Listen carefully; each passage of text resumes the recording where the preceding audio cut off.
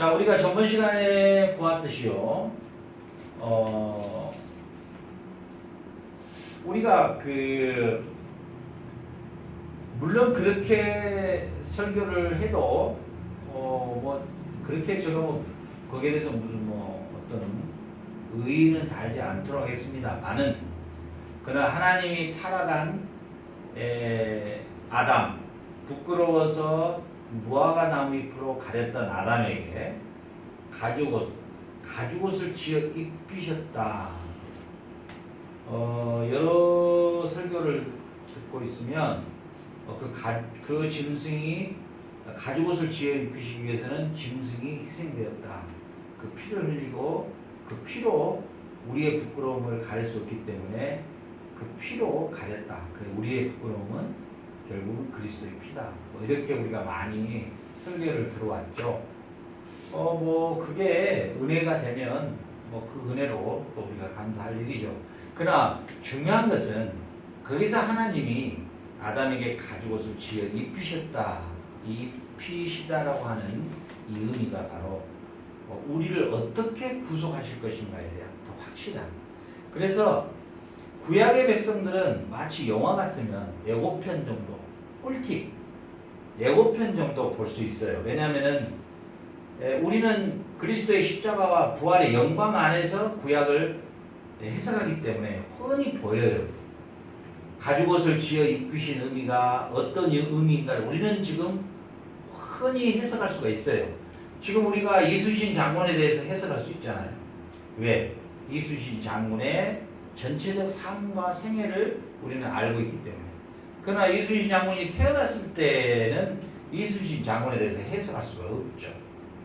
그래서 구약의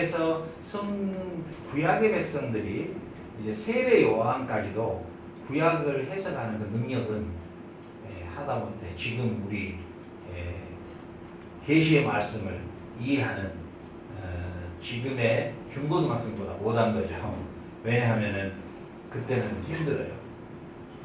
그래서 우리는 정확하게 해석을 할 수가 있어요. 그때 하나님이 왜 가죽옷을 지어 입히셨는가. 그래서 우리가 계속해서 보았지만은 계시록의 19장 14절에 하늘에 있는 군대들이 희고 깨끗한 세마포 옷을 입고 백마를 타고 그를 따르더라. 세마포의 옷을 입고 무엇입니까? 그리스도의 의의 옷입니다. 그리스도의 피 푸신 옷을 입고 그 무리들이 따르더라. 이렇게 되죠. 그래서 결국은 우리가 완성된 하나님 나라에서의 백성의 특징이 뭐냐? 이 세마포 옷을 입어야 한다는 사실이에요. 그래서 그리스도 외에는 절대로 구원의 길이 없습니다. 여러분, 지금 종교 다원주의, 에큐메니칼 운동, WCC 이런 것들이 많이 나타나죠. 종교 대통합. 그러나 결코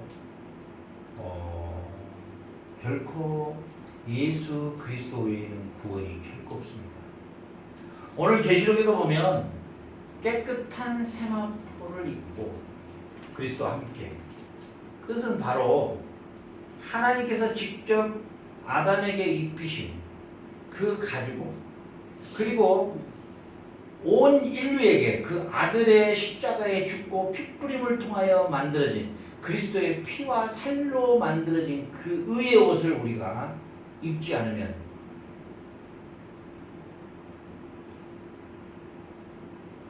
천국 잔치에 다 초대를 했는데 한 사람이 들어왔는데 보니까 예복 그리스도의 옷을 입지 않고 들어왔더라는 겁니다.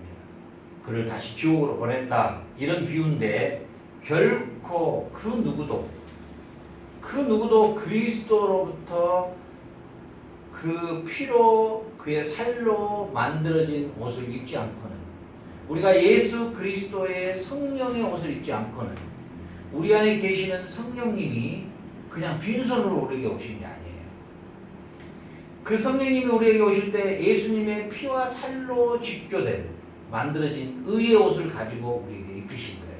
그래서 우리가 천국에 입성할 수 있는 유일한 옷은 예수 그리스도의 옷입니다. 보세요. 누가복음 15장 22절 아버지는 종들에게 이르되 제일 좋은 옷을 내어다가 입혀라. 손에 가락지를 끼우고 발에 신으십니다. 탕자의 비유 알죠? 우리는 탕자의 비유를 어떻게들 우리는 주로 합니까? 회개하고 돌아온 아들 뭐 이렇게 많이 생각하죠. 그러나 거기에서의 가장 중심 핵심 메시지는 그 탕자의 비유를 하나님이 우리에게 주셨던 가장 큰 메시지가 뭐냐면 이 잎입니다. 잎입니다. 누가 입혀요? 아버지가 입혀요.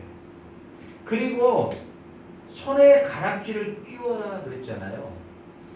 그 가락지는요, 아버지가 차고 있는 인장 반지입니다. 그 가락지는 무엇의 대명사냐면요, 그 가족의 대를 이을 자입니다. 그러니까 언약 자손의 대를 이을 자로 그 아들, 열심히 일한 아들, 친구들과 함께 양 한 마리도 잡지 않고 살았던 그 아들, 누구를 말합니까? 율법에 열심을 냈던 율법사들, 그리고 바리새인들을 예수님 비유하신 거예요. 그들은 그 돌아온 아들에 대하여, 소위 말하면 이방인들에 대하여 그들을 정죄하고 판단의 자리에 섰다는 것입니다. 왜 저 이방인이, 왜 저들에게 구원이 가야 하는 거냐고요. 그래서 베드로가 이제 환상 가운데서 부정한 짐승을 먹으라 하니까 나는 어렸을 때부터 이걸 먹어본 적이 없다. 이 더러운 걸 못 먹은다. 그러니까 내가 깨끗하다는데 네가 왜 더럽게 하느냐. 그래서 나중에 고넬료 집안에 가서 드디어 성령의 임함을 체험하게 되죠. 하나님께서 예수님께서 이 탕자의 비유를 통해서 바로 탕자에게 옷을 입히는 이 사건이 바로 하나님이 아담에게 옷을 입히고, 그리고 제사장의 옷을 직접 디자인하셔서 그 옷을 입히셨던 그 하나님이 그 아들을 통하여서 우리에게 또 영원한 썩지 아니하고 죽지 아니하는 옷을 우리에게 입히셨다는 것이죠. 그래서 예수님이 무슨 말씀하시는 거냐면, 내가 십자가에 죽고 부활하여 십자가에서 피 뿌리고 살찌킨 옷으로 나에게 돌아온 이방인들에게 이 옷을 입힌다. 그리고 그들이 진정으로 언약의 자손, 언약을 이어갈 장손이라고 가락지를 띄워준다는 겁니다. 그러나 결코 그리스도의 십자가의 피 뿌리심과 살찌키심에 대하여 그리스도를 받아들이지 않고 거부하고 오히려 그리스도를 배척하고 그리스도를 핍박하는 하나님의 열심히 있는 그들에게는 옷과 가락지가 그들에게 결코 입히고 끼워지지 않는다는 사실이에요. 자, 우리는 여기에서 우리는 무엇을 알 수가 있습니까? 하나님이 창세기, 우리가 지금 계속해서 창세기를 보고 있는데요. 이 창세기를 통해서 창조와 그리고 타락한 우리를 어떻게 구속하실 것인가에 대해서 이미 창세기 3장에서까지 해서 이미 선포가 되고 있다는 사실이에요. 그렇기 때문에 창세기를 이해하지 못하고 창세기를 알지 못하고는 성경을 절대 이해할 수가 없습니다. 이해가 되죠? 그래서 우리가 창세기를 지금 계속 공부하는데 창세기에 나타난 하나님의 창조의 계시와 창세기에 나타난 하나님의 구속의 계시, 이 창조와 구속의 계시를 어떻게 하나님이 이루어 가시는가를 이제 쭉 계시록까지 이어가시고, 그리고 계시록에서 어떻게 완성하시는가, 이것을 우리에게 성경은 이미 나타내 주고 있다는 사실이에요. 그 우리가 지금 이 소위 말하면 종말의 시대에 살고 있는, 자, 우리가 종말이라는 것이 뭐라고 우리가 알고 있죠? 종말은 하나님이 창조하신 창조의 질서가 타락으로 말미암아 무질서해져 버렸는데 그 무질서한 질서가 다시 질서로 회복되는 것을 종말이라 이렇게 말하죠.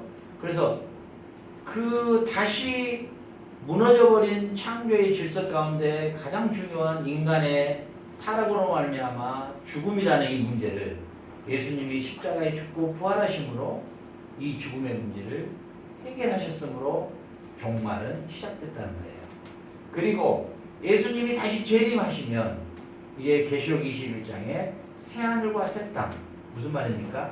지금은 이미 종말은 시작됐는데 아직 완성은 안 되는 거죠.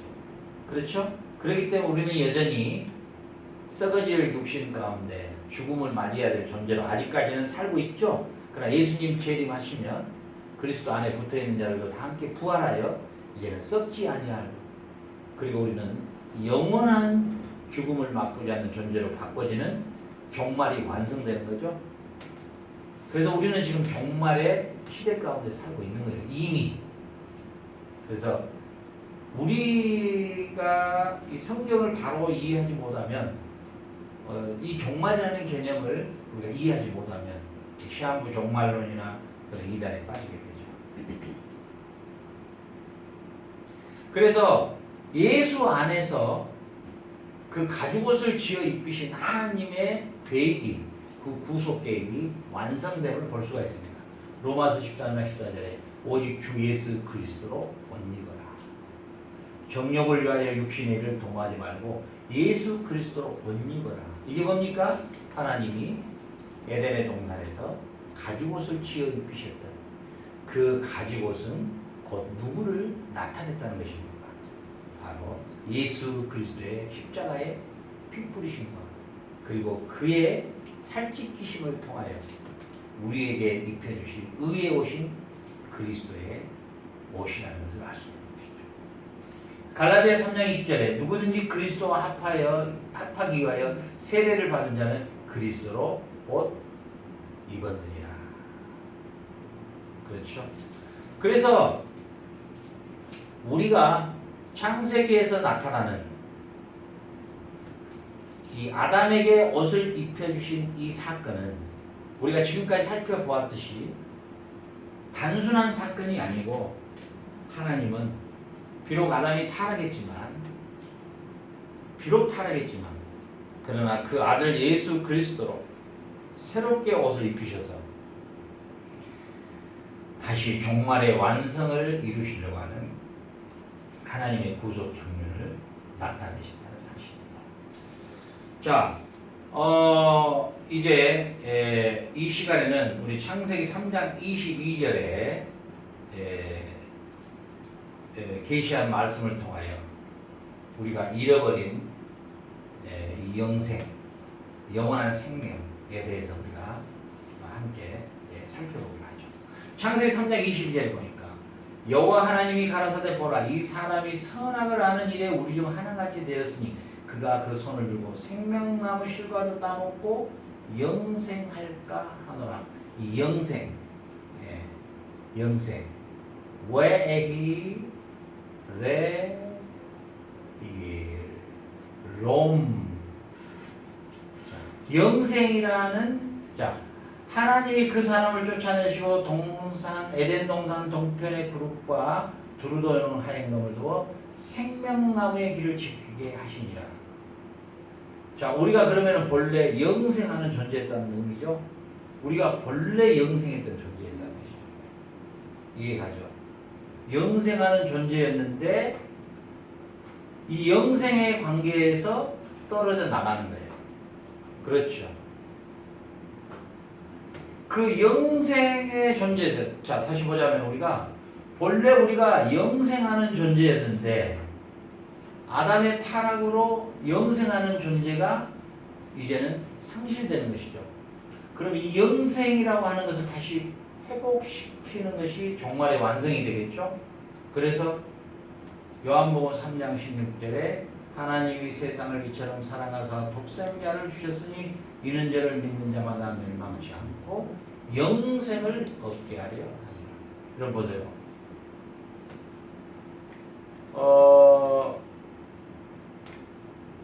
영생이라고 하는 이 영원한 생명, 우리의 영원한 생명. 자, 영원한 생명이라는 수준보다도 사실은 영생이라는 단어는 더 깊은 의미가 있어요. 영생은 하나님과의 연합을 말하는 것이에요. 그러니까 가지가 나무에서 떨어지면 죽음이죠. 그러나 붙으면 생명이에요.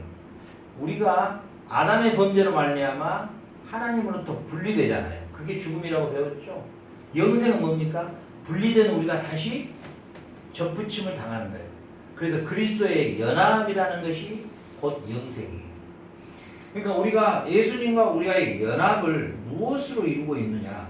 우리 안에 성령님이 거하시느냐, 거하시지 않느냐가 바로 영생 속에 살고 있느냐 이미, 아니면은 살아있으나 죽어있는 존재로 살고 있느냐.